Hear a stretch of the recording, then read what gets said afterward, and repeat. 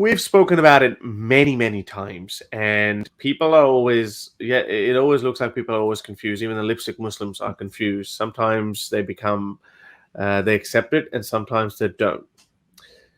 Child marriages, yes, it's the same drum we've been beating. Child marriages. Muhammad married 9-year-old when he was 52. That is frowned upon, and it cannot be justified. So some Muslims come out and say that Aisha was 17 or 18. They use some very weak hadiths to do some calculations. But then the hardcore Muslims say, well, she can only be married off if she has attained puberty, even though it's at the age of 9, and they claim Aisha had reached the age of puberty. And also consent. They say consent. Have a look at this video. This is a Hanafi scholar in Pakistan on national TV. Have a listen to what he has to say. I worked hard to put these subtitles, so please pay attention. आप इसको इससे भी जो है वो देख लीजिए कि बाप का इख्तियार कितना होता है, वली का इख्तियार कितना होता है। ये आनाफ क्या है कि बाप 3 साल की बच्ची, 4 साल की बच्ची, 2 महीने की बच्ची का निकाह कर सकता है। ये आनाफ क्या है? 3 साल की. So according to Hanafi scholars, and this guy the host gets shocked and says, so he can even marry off a 3-year-old? No, you should have asked even a 2-month-old girl. So this guy is saying you can marry off a 2-month, 3-year-old, 4-year-old girl. Doesn't matter. You just father or a custodian. Wali, is that a wali? Yes. Father or a wali can marry off a child even if she's 2 months old. But that's not where it ends. Have a listen. ये आनाफ क्या है? 3 साल की बच्ची का भी निकाह 3 साल की बच्ची का भी कर सकता है, 5 साल की बच्ची का भी कर सकता है, नाबालिग का निकाह कर सकता है, रुखसती नहीं कर सकता। जाहिर है वो तो बुलूगत के बाद होगी। ठीक है। और अगर बाप ने निकाह कर दिया तो बाप के निकाह को बाद में बेटी बातिल नहीं करार दे सकती। अच्छा। वो ये नहीं कर सकती कि जनाब ये निकाह मुझे, ये मर्द मुझे पसंद नहीं है, ये है वो है। ये आनाफ के हाँ ये बात है। इस बात को आप इसको इस So the point here is, first of all, let's get this out of the way. 2-month-old, 3-year-olds, 4 years old, whatever. That's it's gone. You can marry her off. But when they say, no, but you still need her consent. Yeah, Islam actually supports consent. Where's the consent in that? I was 2 months old. Can't consent. A child cannot consent. They're incapable. Yeah, and but that hadith that they use, they say her quietness would be perceived or would be taken as consent. So silence is consent. Yeah, silence. So she goes. So 2-month-old baby's like, oh, you're gonna marry him, and she says, wow. She's crying, and they said, well, she didn't object to it, so therefore you can marry her off. She has no understanding of what's being said. And silence, again, it's only in Islam that you find silence constitutes consent. Only in Islam. In every court of law, silence can never be construed as consent. And the level of consent that we're talking about, he's putting why are we even discussing consent when there's a 2-month-old baby in the question, or a 3-year-old, or any minor? They can't consent, and within consent, you've got other issues, right? Look at the duress these children are under. Her dad's literally sold her off, given her away.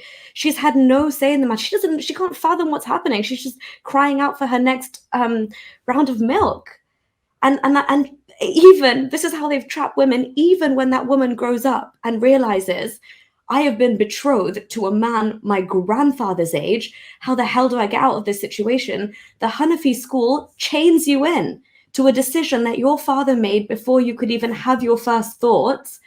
And when you look at consent, imams, Maulvis like this have no right to even use the word consent out of their mouths. The undue influence, the duress, all of these things count under consent, which all apply to the case of minors. Little baby, or not little babies have absolutely no say in anything, but a 6-year-old, a 7-year-old, an 8-year-old, a 9-year-old, a 10-year-old girl, she can be manipulated to doing anything her parents say.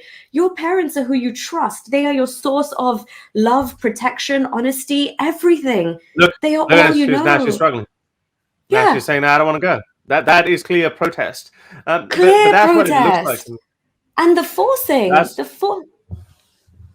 Yeah, I mean, that's what that's it how I imagine Aisha to have been, like, on her way to Muhammad's house, with carrying her dolls, and like, I don't know, it just feels like Abu Bakr, I think he just was so power hungry. He thought, if I marry off my daughter to Muhammad, I will be guaranteed to be like his right hand man up in the ranks, and I'll get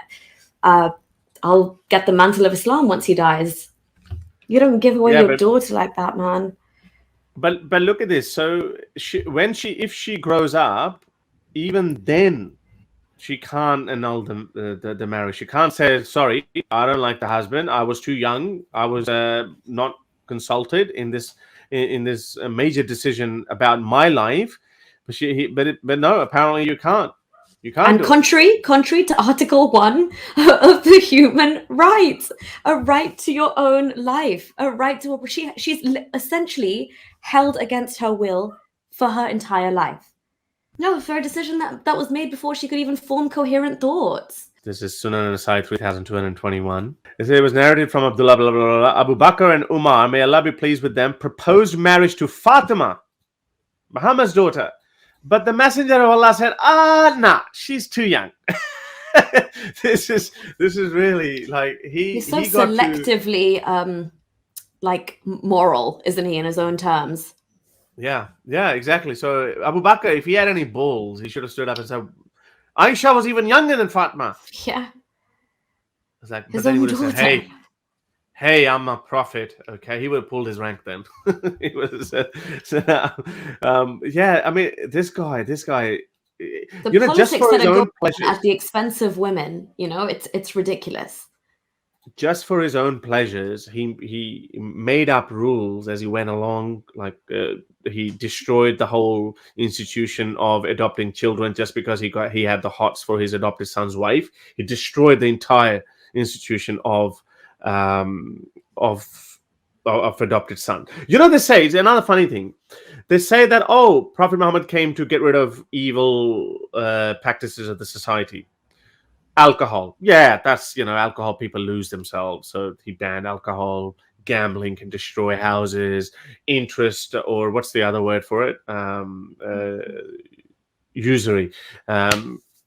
That destroys houses, and it makes people take advantage of vulnerable people. Okay, tell me what was so wrong about adopted relationships. What was the need to get rid of that practice? Seriously, what was the need for it? And to say that they won't inherit anything that's yours, or they won't take your name, they're not allowed to. And the thing is, the reason that you would think that Muhammad would essentially care about them more is because he was pretty much an orphan himself. And you would that's why they say in his final sermon that he says, treat the orphans well.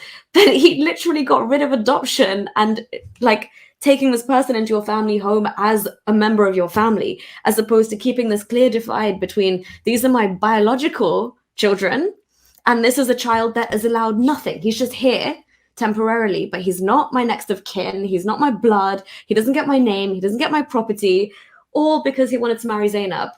What a guy. Yeah. But the common argument that Muslims give, they say, well, just because you call someone your son or your brother or mother, they don't become your son or brother or mother. That's the Islamic logic behind that. Well, wasn't that the old practice in Arabia, where they used to say when they wanted to divorce someone, they used to say, from now on, you're my mother, or something like that. They used to say this. So Muhammad actually acknowledged that, and he said, don't say that. Because so then my question, so what if a husband says to his wife that, okay, you are my mother from now on, why would that constitute as divorce? Because according to you, just by saying something, it doesn't become a fact. So you see, they didn't make up these rules as they go along. Muhammad was, people who came after Muhammad, Muhammad left such a big mess for these people. They're like, okay, geez, Muhammad messed up there. How do we rationalize this? The point of the story, when you say, okay, what was Muhammad teaching us? Like, what is the message of the story from him marrying Zainab? And it's like, so Muhammad had to marry his adopted son's wife in order to tell us that adoption isn't the best way. Yeah. What a what do you call it? What a freaking pathway to get to that bit of information. Yeah, you could just, as you said, ban alcohol, ban gambling, ban usury, but not sex slavery. If you like these videos and want to support me in my activism, then you can support me on Patreon or PayPal. Stay free, everyone.